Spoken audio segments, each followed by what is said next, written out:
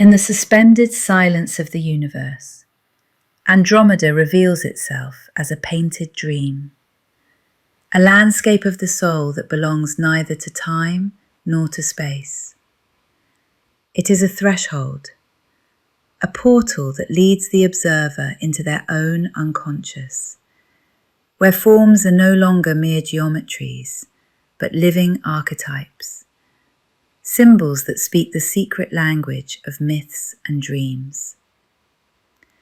The luminous spheres floating on the blue background evoke the cosmic womb, the celestial uterus from which everything is born and to which everything returns.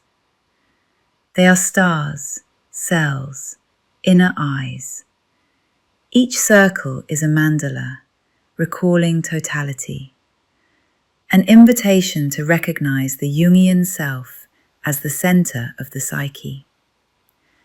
Gazing upon them, one feels as though standing before a night sky that is not sky, but ancestral memory, an archive of images belonging to everyone and to no one. The black triangles and contrasting geometric forms are the guardians of the threshold, shadows interposed between consciousness and its expansion, initiatory trials that the hero must face to advance in the labyrinth of the unconscious. They are the Minotaur awaiting, the challenge that compels descent into the depths to rediscover light. In this space, shadow is not enemy, but necessary companion. Without it, transformation would not exist. The red curves, draped like flesh or memory, bear the mark of Eros and Thanatos.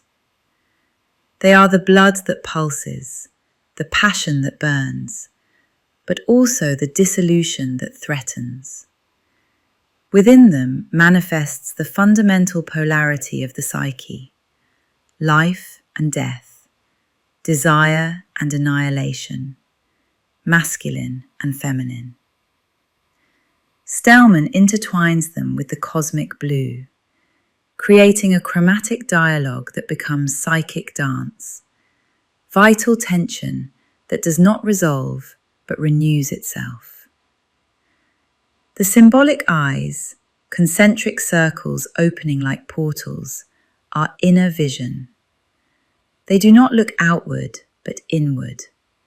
They are the anima observing, the transcendent function guiding the ego toward integration. Each eye is an invitation to see beyond the surface, to pierce the veil of the visible and discover what lies within the dream. It is consciousness awakening, the third eye illuminating the path. The stratified textures and grids are memory, psychic archive, sedimentation of lived experience.